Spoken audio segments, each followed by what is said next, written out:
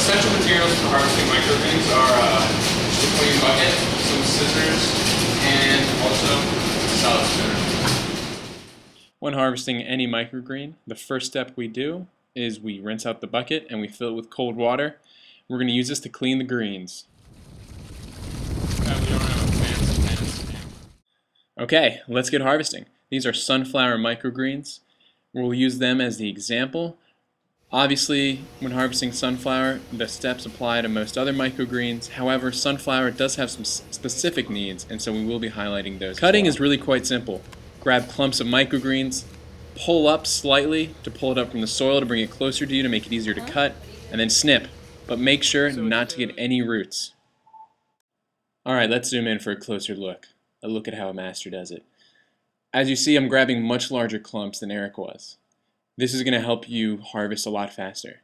And it's something you can definitely take advantage of with sunflower because it is a little larger. So you can really go through trays quickly while still maintaining quality harvesting techniques.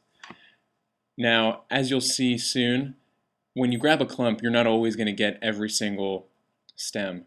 But by pulling up, you can identify those stems that are holding you back, and you can snip them on a second or third go around.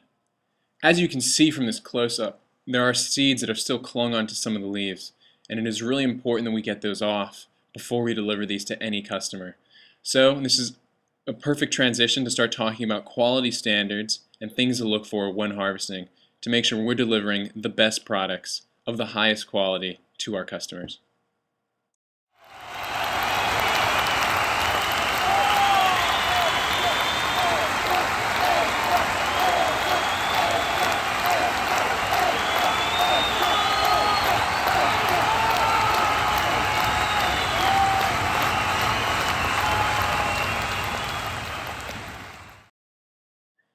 This semester at True Greens, we've worked on a lot of different techniques for the most efficient way of taking off seeds of sunflower.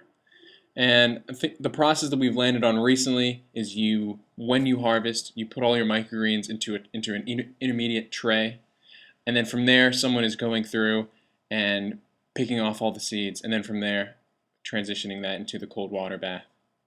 Something that's also important is to keep an eye out for microgreens as you just saw, that don't look appealing. We really want to make sure we get those out as well. The rule of thumb is if you would question eating it, then you don't want to give it to a customer.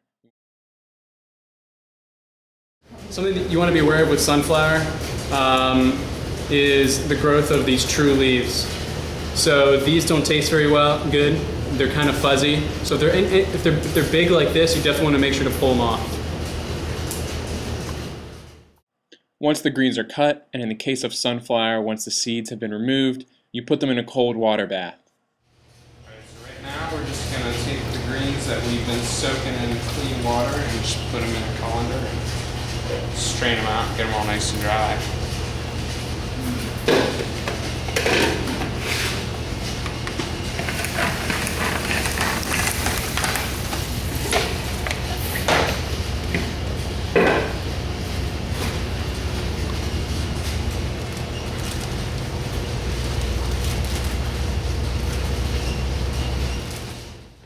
Well, my young Padawans, that concludes this video on harvesting microgreens.